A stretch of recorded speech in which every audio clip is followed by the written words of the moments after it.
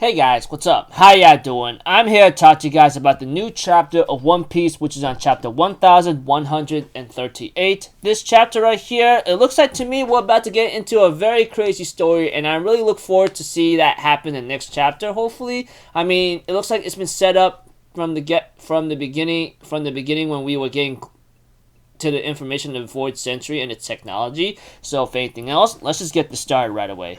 We get to see Loki getting his butt tortured, or should I say tormented for a while by, the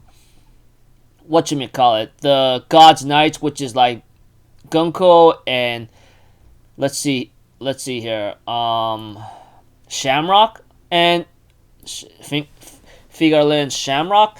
And we get to see that the guy ends up asking, you look like the spitting image of red-haired Shanks. And Gunko tells him to shut up because that's none of your concern. And we get to see that Shamrock confessed that is actually my young twin brother. So I was pretty shocked, honestly, and to think that would happen. I wish it wasn't the case and it was I'm glad it was somebody else besides Shanks, okay? I'm glad it wasn't Shanks doing this kind of stuff because Luffy knows him and we all know Shanks, okay? Sometimes, you may have some switcheroo personality disorders or just switching your personality just to hide your true identity, but still, it's a little like, uneasy to see Shanks doing this kind of stuff. Well, at least it's Shamrock and someone else. So this guy, Shamrock and Shanks, they are actually twin siblings. But unfortunately for Shamrock's disgust to see Shanks coming back to the Holy Land, he grew attached to coming into the surface world, filthy world of the surface. We get to see Loki telling Shamrock that he will kill both Shanks and him, and we get to see Shamrock getting annoyed by this and says, "Do you want to threaten me right now? Okay, fine. I'm gonna give you something in return." We get to see freaking Shamrock unsheath his blade or summon his blade, and it was Cerberus. Like, seriously, Cerberus. Like, if you know Cerberus, we all know this is the guard dog of hell in the mythology, and Loki's like, "What the hell is that?" And says, "This is my biting blade, so I hope you enjoy it." And we got to see that the Cerberus dog forming blades into his mouth, getting ready to, like, stab Loki. And we get to see that Gunko and Shamrock decides to take their leave, and we get to see Shamrock telling Loki, "Hey, you're free to hunt me down anytime if you even survive this. So, see ya." We get to see Loki getting very angry about this, and we can only see that freaking Shamrock allows Cerberus to stab Loki 3 times very badly, and oh man, at this point, I don't think he may have survived, but let's be honest. Oda has always been doing this kind of stuff, and it does get annoying. Not that I'm trying to be a total douchebag about it.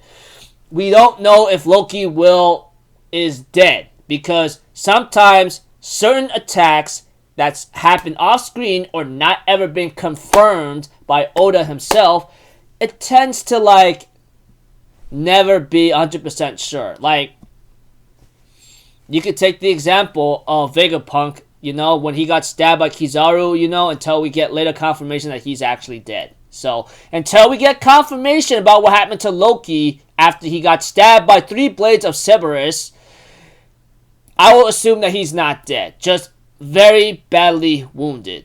Other than that, Shamrock and Gunko is making their freaking moves right now to take the children hostage, and they need an extra person. So I'm getting more disgusted with how the God's Knights are doing this right now, but whatever the hell they are doing, they're just doing it they do it for Emu or for whatever fits their interest to, like, get the world into balance. Other than that, these two are perfect antagonists because knowing that they're God's Knights, they have to be very strong. I look forward that if Luffy clashes with one of them, which it could happen in this arc, and I look forward to that. And if it doesn't, that's fine too, but that has yet to be determined. Other than that, we go to a scene where Luffy is told that Shanks attacked them. Of course, Luffy does not believe it until, like, Luffy says there's a guy that looks like him then. Therefore, Luffy realizes that this must be a brother of his or a sibling. Although Luffy believed that he thought that the family of his was Roger and Rayleigh was his real family, their whole crew, except for Buggy. Other than that, Luffy was really shocked to hear that that Shanks actually has a little brother, which I go like understandable, but pretty crazy stuff. Anyways, I look forward to seeing what's next of what's to come. But other than that, we get to see Frankie having to go with like one of the giant girls. I forgot her name. Like I said, there's so many characters in here that doesn't tend to have a lot of spotlight or have a lot of name calling a lot to a point that I will remember them. Other than that, Frankie is actually very shocked to see the treasure tree at him, because if you guys remember correctly, and to remind you again, this kind of wood is what made the Thousand Sunny very strong and powerful. So, pretty crazy stuff. Other than that, like, they're not allowed to do anything stupid with it because it's very rare and very important. Other than that, Frankie is actually looking at some kind of drawing or mural or some kind of mythology drawing that happened a long time ago. The giant lady explains to Frankie that it's a graffiti that happened many years, thousands or maybe hundreds of years ago. Well, somewhere around 900 and 800 years ago, if anything.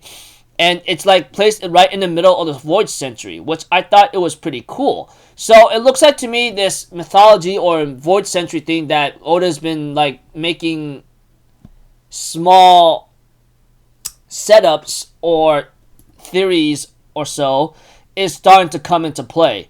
Although the giant lady says, like, as far I know, the times of the races was when the world clashed in uncooperation. But other than that, we get to see that the giant kids are at school learning, while Robin is shown a big mythology and legends of Elbaf about countless interpretations by Saul, or should I say by the giants. So Saul explains to Chopper and Robin that all the warriors in Elbaf believes the myth of legends of Nika and many other things, such as like very different versions of the sun god. Ain't that the funniest thing you ever heard? And yeah, you should give it a try. The narrative is split into three distinct sections. It's said that the third world refers to the present day, meaning it's a type of prophecy. Mind you, legends of Nika has spread silently throughout the entire world. The only thing they have in common is that he appears with a booming laugh to his beat. And therefore Saul ends up doing the beat right now of dance. And we get to see that Robin decides to read it aloud then, saying that the first world, the earth burned in endless flame and the hearts of men. The first world, right now the narration ends in in these words right here. The first world, the earth burned in endless flames, and in hearts of men burned with desire. From whispered prayers, the sun god rose. Beckoned by the enslaved who reached for the forbidden star, the god of the land was enraged with the serpent of fire. They cast world into ruin. Darkness fell, death reigned, they would not meet again. The second world, a breath stirred in the abyss. The god of the forest wove their magic, nurturing its devils, while the sun lit the embers of war. Those are the half-crescent and full moons dreamed of, yet the ones who slew the sun defied themselves, invoking the wrath of the sea god. They would not meet again. The third world, chaos reigns. The world drifts into a void, yet time does not erase the memory of the promised day. Its shadow looms as the voice of the half-moon echoes through the ages.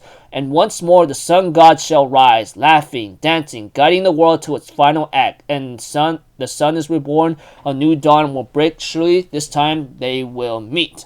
So, it looks like to me that these worlds that have been happening and ending is leading up to that. Like, the first world that happened, we get to see a serpent that looks like that could be possibly look like Jormungandr. And the other, and that's in the first world, like it says a serpent of fire. Then we get to see a second world involving like some kind of like bird-like creature attacking, who knows.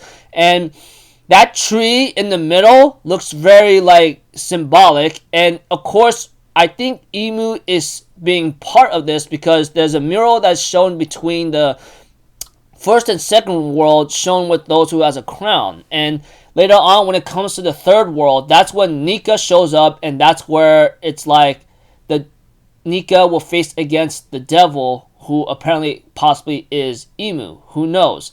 And many other soldiers will fight in each other.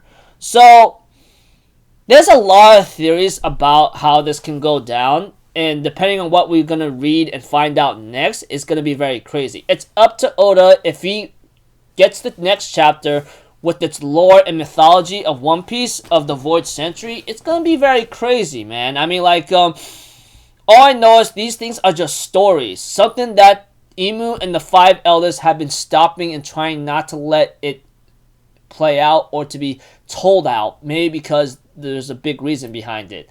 Other than that, like I said, there's a serpent involved in the first world that looks like Jormungandr. And if you guys, and I shouldn't be putting these theories together, but the serpent is like, it's pretty crazy.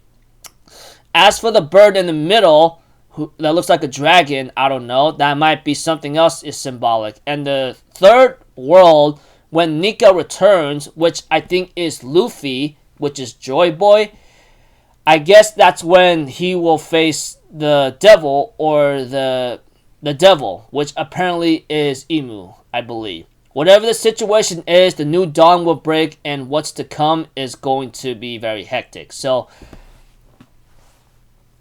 like I said, it's a little confusing what I'm saying right now. If you read the chapter, you'll get the idea, but the way how this is going right now for the Void Century, Oda, you're cooking hard, man. I mean, take it easy now and then. I don't want you to overwork yourself and you be in the hospital and be on death's row or deathbed, okay?